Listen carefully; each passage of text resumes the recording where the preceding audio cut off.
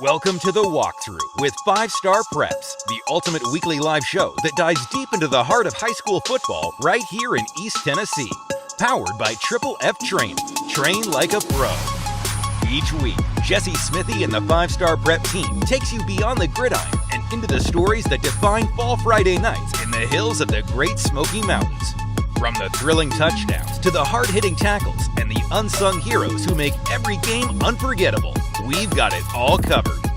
Join Jesse Smithy as he breaks down this week's biggest games, highlights the standout performances, and gives you the most comprehensive high school football coverage in East Tennessee.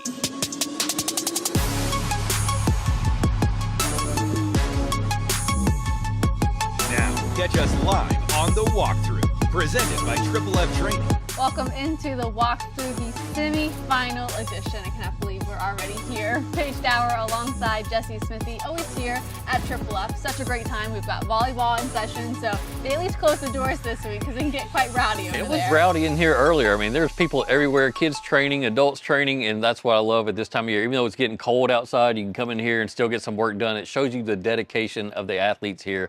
And we've talked about the data that they collect on all these kids. I mean, there were kids that were 10, 11, 12 years old on treadmills, and they're collecting data on them. That's how seriously they take it. They're not just, again, leaving it up to some random guy who watches YouTube or might have played in college or whatever. This is the place to be if you want to take your athlete to the next level. And they also have their Bible study going on again. And so it's not just about making them a great athlete on the field, it's about making them a better person off it.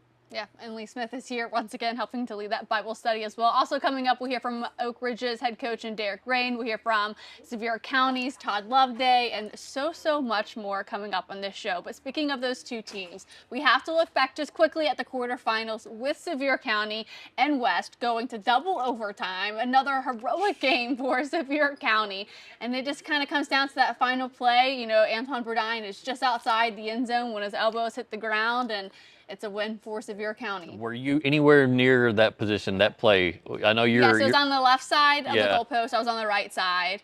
So Antoine Burdine had his feet in the end zone, but the pass on the run was just a little too low. It was at his ankles. He had to lean forward, and just the inches felt like a mile in that instance. I would not have wanted to be that official. I mean, I'm sitting there looking at him on TV. There's a line right here. You guys can't see that, but just being right there on a bang play like that, you catch it.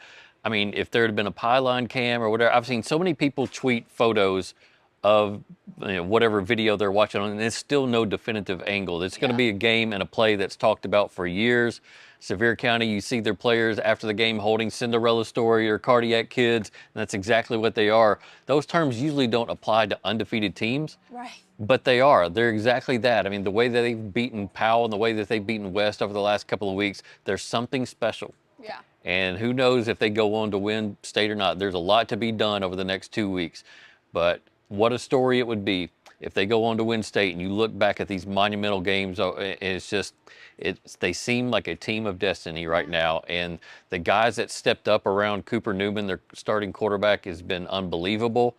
Whether it's been Bryson Hedrick, whether it's been Jude Costner. And so this is a fun football team to watch. People here are going to get to see them on Friday night at Oak Ridge, and that's our only local game here Friday night. All the other teams are having to travel, so just an unbelievable story being written right now at Sevier County. So on the flip side, the opponent that they'll face, and who we'll hear from later, is Oak Ridge. And it was never a doubt in that game, especially when you look at, I think it was Demillion Porter, who had 3 touchdowns in this game. Yeah, he's been unbelievable in the month of November. Remember, the week 11 was on November 1st. So in 4 November games, he's averaging like 125 yards rushing, 60 or 70 yards receiving.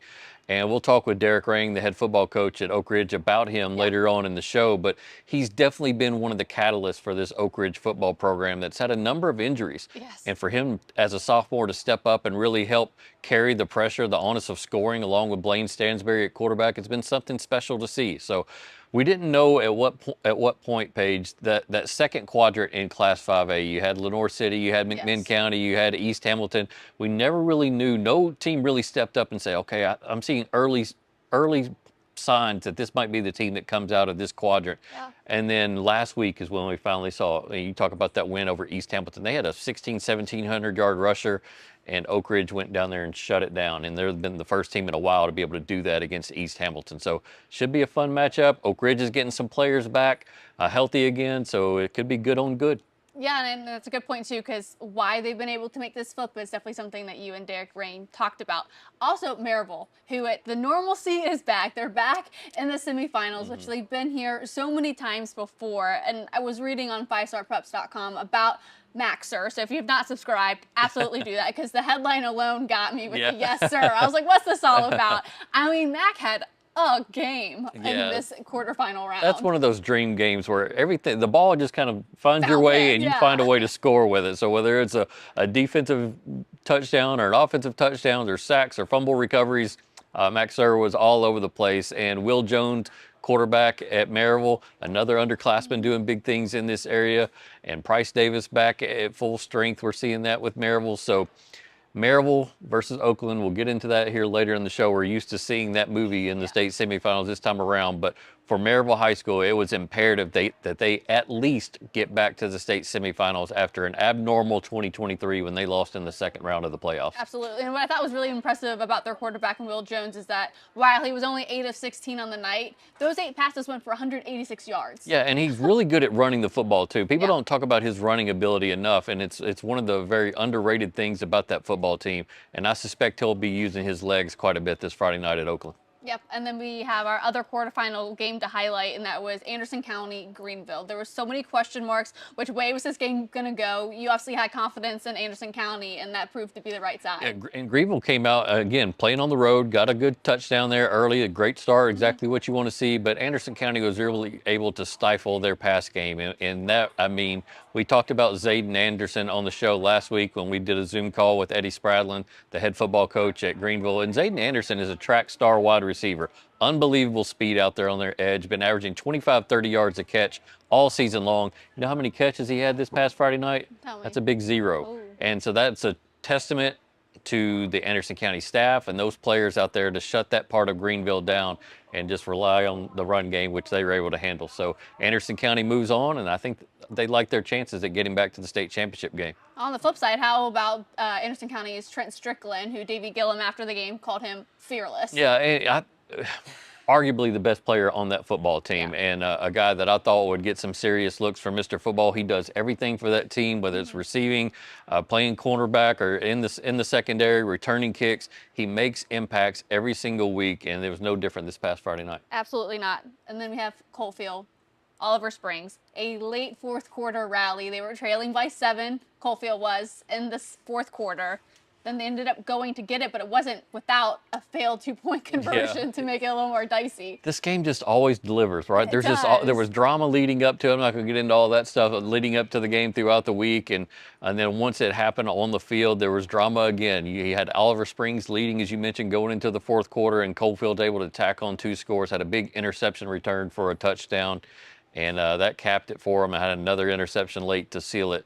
Coalfield's been motivated all season long. They did not like playing second fiddle in the spotlight in the media to Oliver Springs, and they made good on that. Now they'll take on a very, very difficult opponent in South Pittsburgh, the defending state champions. Absolutely. Well, stay tuned. When we come back, we'll hear from Oak Ridge's Derek Rang and Sevier County's Todd Loveday when we come back.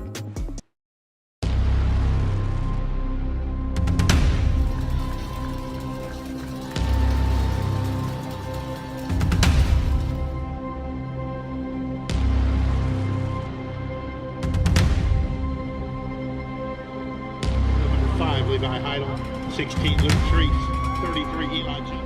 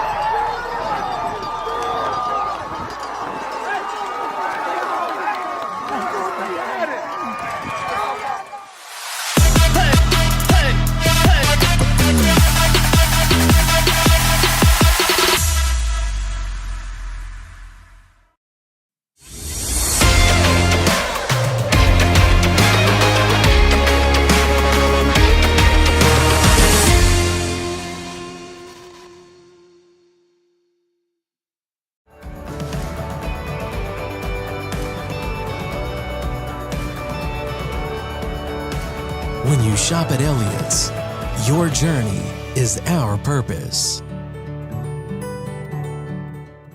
North Knox Siding and Windows is a complete exterior home improvement company that can help you with all your exterior needs. Visit us today at 5618 North Broadway.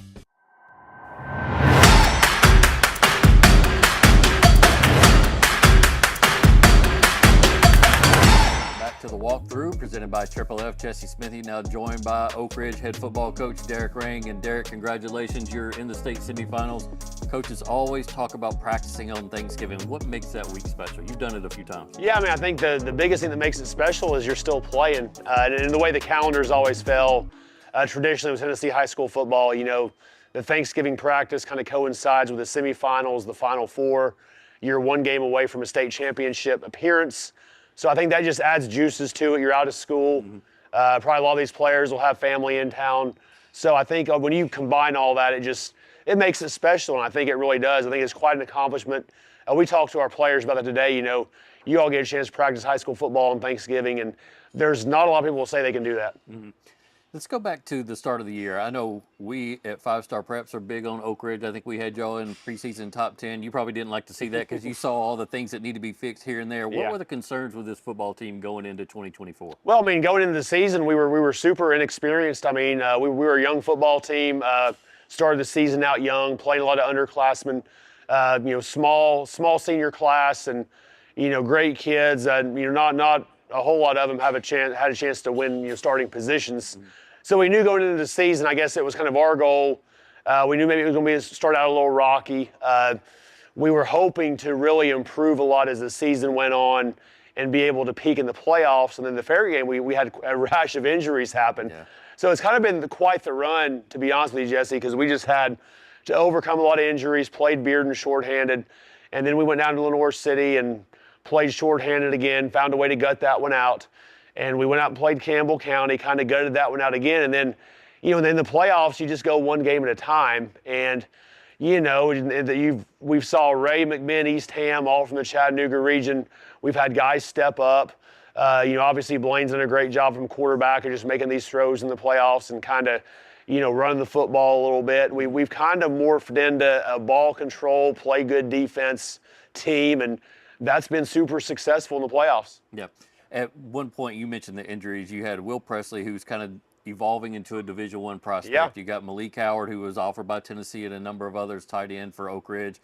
You had both of those guys go down with injuries. As you mentioned, you're having to grind out wins. We would get stat reports, and I see Blaine Stansberry only throwing for 75 yards. Yeah. So that's atypical. And when you have 50, 60, 70 teenagers who are going, okay, this is weird. How did you keep them all kind of locked in and not lose the locker room as they Well, man, I think the biggest thing was we had a rash of injuries, like you said, Malik, Will, Jarrell Jimerson, Justice West. It was all receiver-type players. And, you know, it kind of took us a little while to figure out what we wanted to do. So we kind of had that little transition there. I guess the biggest thing we talked to our players about, you know, at one point we were 4-4. We had just finished playing Bearden. We showed a lot of life in the first half with ball control. That game probably should have been closer than the score indicated. And we just said, hey, listen, you know, we're still playing for a region championship. I think we got a couple wins there, Lenore and Campbell. And you know the way it is. I mean, when you're winning games, that to me, that's contagious. I think when you come back Monday or Tuesday after a win, you know, it kind of gives the players hope. And then, you know, fortunately for us, our offensive lines and defensive lines and defensive box players have remained healthy. So that was a strength of ours going into the season. And we've been able to rely on that. You know, DeMillion Porter said at running back, we talked about that off air big time.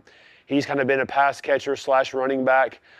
So, yeah, I mean, it's just, you know, and I think one thing, too, when the injuries happened, it was kind of later in the season. So there's really not a whole lot of time to sulk about it because, you know, if you lose in the playoffs, you go home. So I think we've made it a point to try to find a way to win that game and that game only. And then next Monday, we've redone the script a little bit.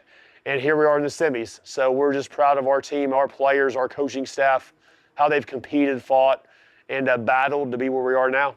I knew the fire was still lit when you guys beat McMinn County.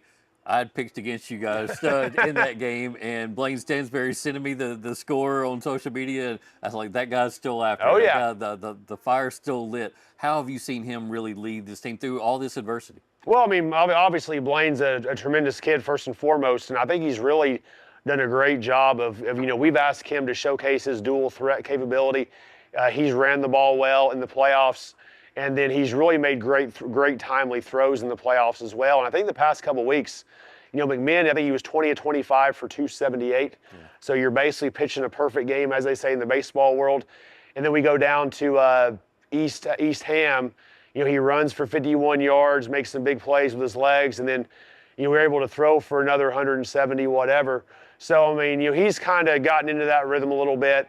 Hey, we were kind of really scoring some points, at one point averaging 40 points a game. And then we kind of had the injury issues of the offensive skill players.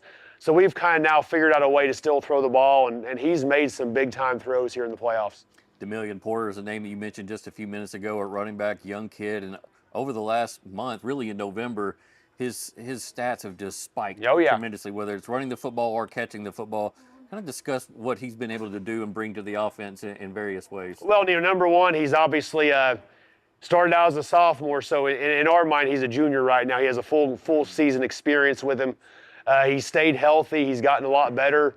He's always been a natural runner and natural pass catcher, and we've just had to increase his workload, and it kind of turned into it was kind of a funny story about Mill. The Ray County week, he was kind of sick. He had battled some illness, whatever. He had never had anything like that happen during the season as far as missing games or anything, or even missing a practice. And he battled some illness, got tested for some different things, all come back negative. So Wednesday he watched practice. Thursday he went through the run-through. And then against Ray County, the fourth quarter, he's in there playing limited snaps, obviously, and catches a wheel route down the sideline to go up 7-0. And really from that moment on, he kind of made that big play. We beat Ray 7-6, in a obviously a dogfight playoff game. And then against McMinn, we felt like there was some stuff they'd give us. Running back out of the backfield is hard to defend for a lot of high school defenses. And the past couple of weeks, we've been able to use him in a lot of different ways, running the football, receiving the ball, and he's really stepped up, rose up to the challenge, and played great football for us. Let's talk about this game coming up Friday against Sevier County. Obviously, they're kind of the Cinderella story up there in the quad one of the 5A bracket, having beaten Powell and having beaten West in dramatic fashion. What jumps off the film about them to you? I mean, obviously, Coach Loveday and crew do a great job. Number one on film, very well coached. I think number two, the beliefs there. It's been 5A's been so much West and Powell dominated for the past 4 or 5 years. And they had the miracle win at Powell. Quarterback, tremendous player. He's a sophomore, can make every throw. Costner's a great player, like a jumbo receiver, tight end. The Avera kid can run the football, great big offensive line. I think definitely a Division I commit up there on the offensive line.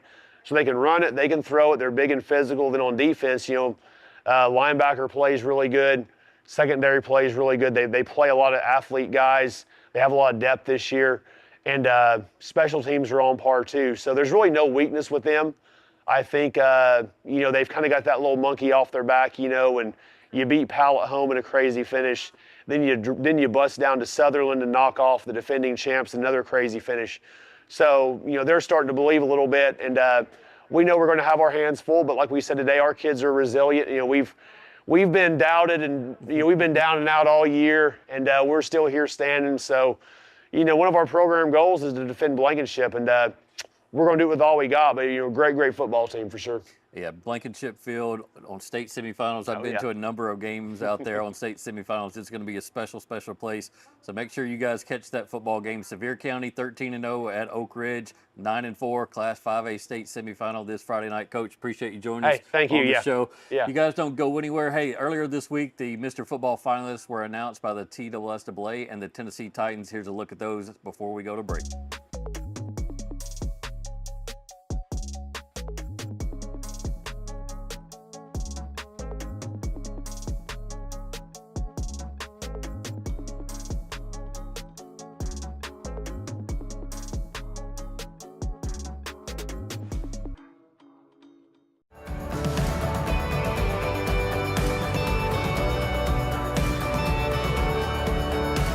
When you shop at Elliott's, your journey is our purpose. North Knox Siding and Windows is a complete exterior home improvement company that can help you with all your exterior needs. Visit us today at 5618 North Broadway.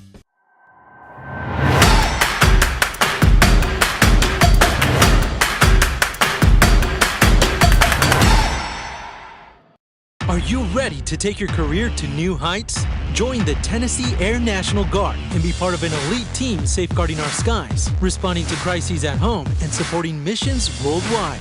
Wherever you are in life, the Tennessee Air National Guard offers unparalleled opportunities, top-notch training, and amazing benefits. Scan the QR code or visit goang.com to learn more. Serve your way with the Tennessee Air National Guard. The sky isn't the limit, it's just the beginning. The game was a defensive battle all night long. Obviously came in to double overtime. What was it about your defense that was able to stifle Parker Dubon in that West offense? Yeah, I mean, Coach Haight and the defensive guys, they do a great job of keeping it simple and flying to the football and never panicking. We know they're going to get some yards. They have great players. Our coach will, and you bend sometimes, but when it gets close to the end zone, he called a few timely calls for us, and our guys just continue to make plays. Had a couple turnovers, took a couple turnovers from that. That was huge in the first half, and great football game, complete team effort. Then you look to overtime. It's Jude Costner. So many times this season has been the answer for you all tonight. Yeah. What can you say about his performance that helped propel this team to a win? I mean, Jude is the dream student athlete. He really is. He's in the 30s on his ACT. Just one of those kids. Super smart. He plays all kinds of positions. Could play even more positions, and never says a word. Just a great team guy and tough as nails. And I think everybody has faith if they know he's either getting around the ball in defense or catching the ball or running the ball. And he's also our long snapper. First time since 2015 this team is playing after Thanksgiving. Right. How does that feel? Feels great. I mean, we kind of touched on it a little bit. It's you're having a great year if you're practicing on Thanksgiving, and we have a lot to be thankful for sure. What is it about this team that's allowed you to now be 13-0 on the season? Unselfish. I mean, last few years, it's the unselfish culture has really jumped in. Nobody cares about credit. We have kids that are maybe not playing injured. We have kids playing where they could easily say I can't go, and we have a lot of those guys, and no complaints from any of them, and next man up mentality. Welcome back into the Walk-Thru Paige Hour. Jesse Smithy. We now turn our attention to the semifinal matchups and some key areas of focus. I know we were just talking about that late rally from Coalfield, that propelling them to now the semifinals, where they'll go on the road to take on South Pittsburgh. Yeah, and so if you look at South Pittsburgh early in the year, they took a couple losses. This is the defending state champion in Class 1A, but they graduated an absolute ton off of that roster. And when you have heavy losses in 1A, it hurts. It hurts you big time. Feel it. But there was talent there at South Pittsburgh. Now, Oliver Springs beat them in game 1 of the season, and so everybody's thinking, okay, well, South Pittsburgh is gettable this year, beatable this year. And for a while they were, but then they kind of changed how I've talked to some people down in Chattanooga area. They changed some of their offensive philosophies. They moved some personnel around, and once they did that, they've been unstoppable and unbeatable. They have 2 guys, a quarterback and a running back, averaging 9 yards a carry. They have another running back averaging 10 yards a carry. They have some absolute dudes, so Coalfield's going to have its hands full. Once again, they faced the South Pittsburghs of the world before. This is not going to be a shock to the Coalfield football program, but it's on the road. Hey, they got a pirate ship down there at South Pittsburgh. It's not like the Tampa Bay Buccaneers pirate ship, but might as well be. Football is a very, very big deal at South Pittsburgh. It's very much akin to an Anderson County type of feel and atmosphere to it as far as the passion that they put into that program. So there might be some nerves, some shock for Coalfield, maybe in the early minutes, but Coalfield's going to do what it normally does. It's going to play ball control. It's going to run the football and throw in the pass when it needs to and try to play good, sound defense. And I know Coalfield likes for me to pick against them. I wish they could win this game, and I hope that they win this game, just because they're one of our local teams. But I see what I see on paper for South Pittsburgh, and I see what I see in Coalfield. And right now, I have to lean towards South Pittsburgh to win that football game. Okay. But I mean, there is a grit and a will and a chemistry to this Coalfield team that would not surprise me if they would go down there and win. So we'll see. Yeah, so if you're going to use a bulletin material, make sure to include the last bit of this clip and our win-loss projections, which goes to South Pittsburgh to start. Then our next one, Alcoa is so used to being here, and they've got a decent opponent coming up where they'll also be on the road again as well. So you have Alcoa, 22-time state champion, going for a 10th consecutive state championship against Sequatchie County, a team that's made it to one state final. That was in 1973. They didn't win that. They had one of their best teams ever in 2016. Guess who they had to play in the semifinals?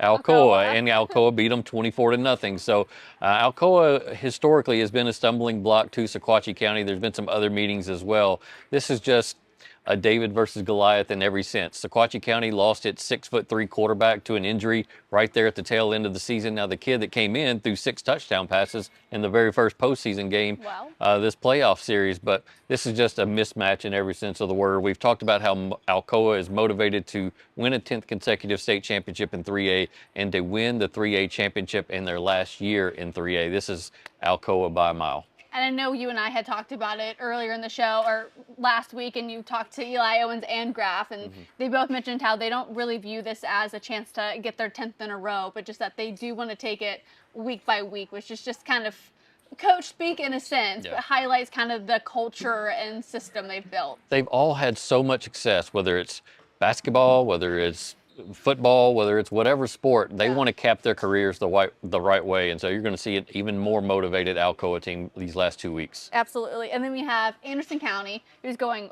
probably one of the further drives all the way to Macon County. And I mean, they've had a nice home stretch here, but now I feel like they're going to be like the road warriors. And from all accounts, the Macon County, they like to get wild up there in their atmosphere too. And we know Anderson County likes to get crazy in its stand. So it should be a great atmosphere this Friday night at Macon County.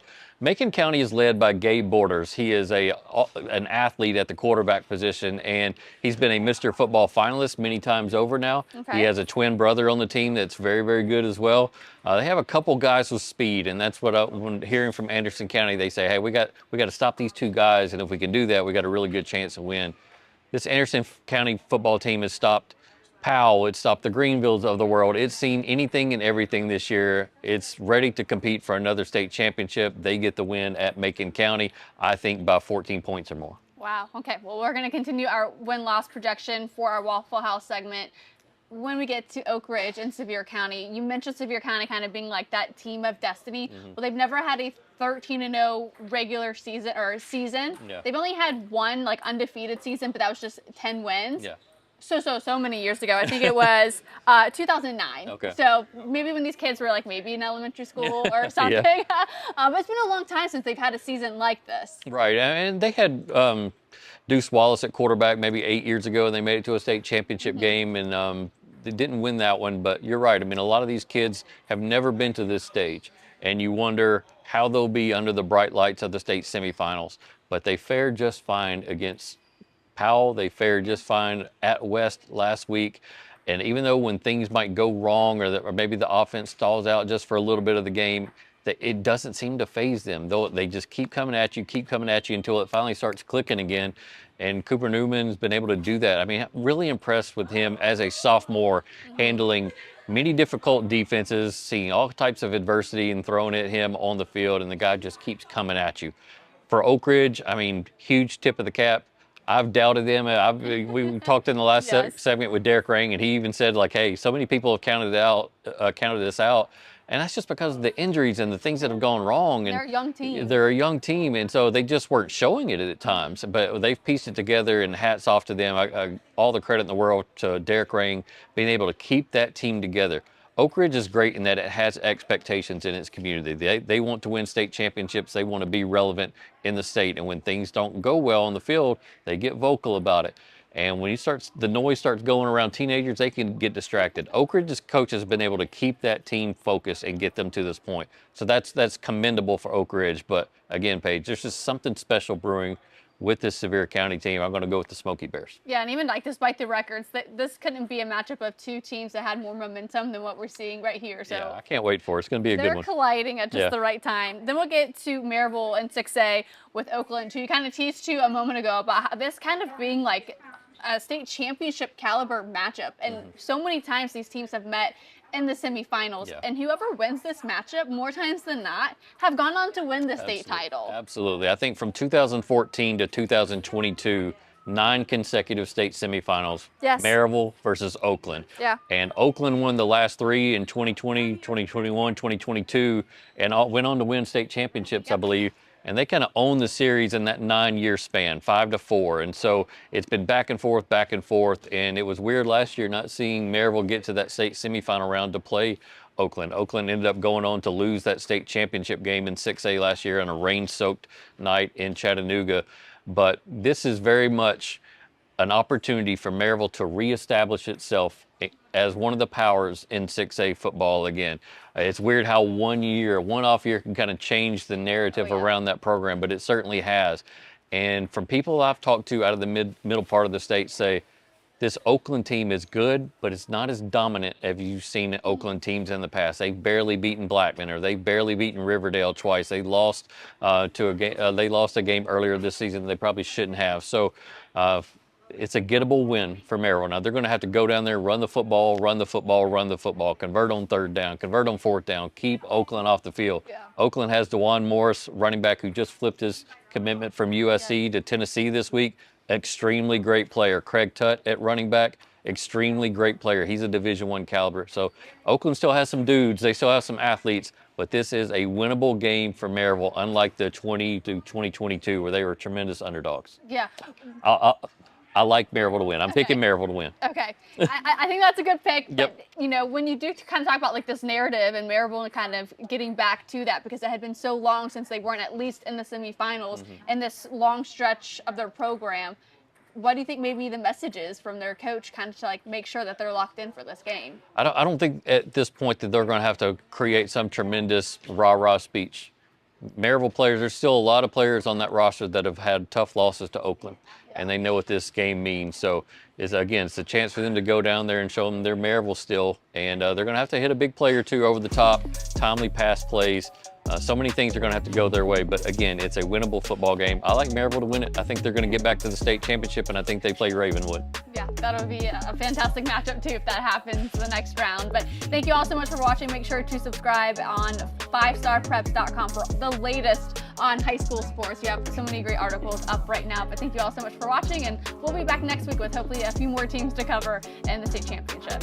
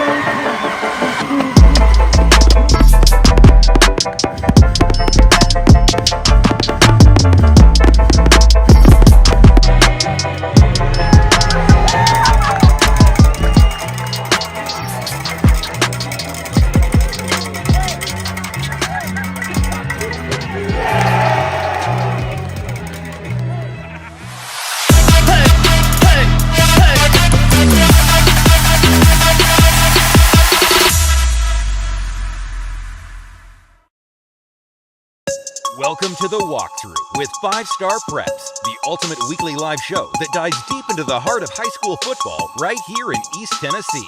Powered by Triple F Training. Train like a pro. Each week, Jesse Smithy and the 5-Star Prep team takes you beyond the gridiron and into the stories that define Fall Friday nights in the hills of the Great Smoky Mountains. From the thrilling touchdowns to the hard-hitting tackles and the unsung heroes who make every game unforgettable, we've got it all covered. Join Jesse Smithy as he breaks down this week's biggest games, highlights the standout performances, and gives you the most comprehensive high school football coverage in East Tennessee.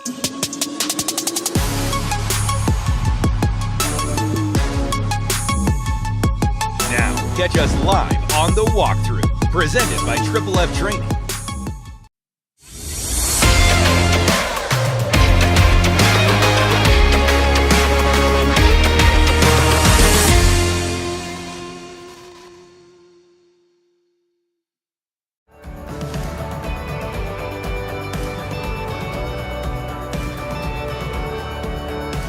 When you shop at Elliott's, your journey is our purpose. North Knox Siding and Windows is a complete exterior home improvement company that can help you with all your exterior needs. Visit us today at 5618 North Broadway.